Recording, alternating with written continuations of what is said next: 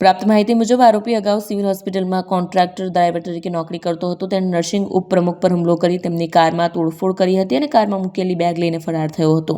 ઘટનાની જાણ થતાં ખટોદરા પોલીસે તાત્કાલિક લૂંટ અને મારામારીનો ગુનો દાખલ કરી તપાસ શરૂ કરી હતી. પોલીસ તપાસમાં ખુલ્યું કે ફરિયાદી અને આરોપી એકબીજાને ઓળખતા હતા. આરોપીના ઘરે પત્ની સાથે પારિવારિક ઝઘડો ચાલી રહ્યો હતો. આ બાબતે સમાધાન કરાવવા ઇકબાલ કડીવાલાએ હુમલો કરનારને સમજાવવાનો પ્રયાસ કર્યો હતો, પરંતુ કડીવાલે સમાધાન કરવાની ના પાડતા આરોપી આવેશમાં આવી ગયો અને હુમલાને અંજામ આપ્યો હોવાનું સામે આવ્યું છે. હાલ પોલીસે આરોપીની ધરપકડ કરી વધુ પૂછપરછ શરૂ કરી છે અને ઘટના સંબંધિત અન્ય વિગતો મેળવવાની કાર્યવાહી ચાલુ છે. આજરોજ સવારના સમયે વહેલી સવારે 5 વાગ્યાની આસપાસ નર્સિંગ કાઉન્સિલના ઉપપ્રમુખ તેમજ ટ્રોમા સેન્ટરના ઇન્ચાર્જ ઇકબાલભાઈ કડીવાલાએ પોલીસ સ્ટેશન ફરિયાદ આપેલ છે કે સવારના સમયે પોતાના કામથી બહાર જતા તે દરમિયાન સિવિલના ગેટ પર પાણીની બોટલ લેવા માટે ઊભા થયેલા હતા.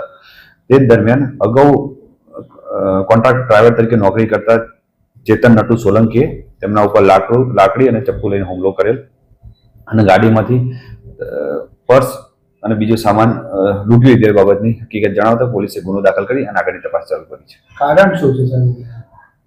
જે આ ગુનાનો આરોપી છે ચેતન નટુ સોલંકી અગાઉ સિવિલમાં કોન્ટ્રાક્ટ ડ્રાઈવર તરીકે નોકરી કરતો હતો અને તેમને તેમજ આ કામના ફરિયાદીને ઓળખતા હોય છે.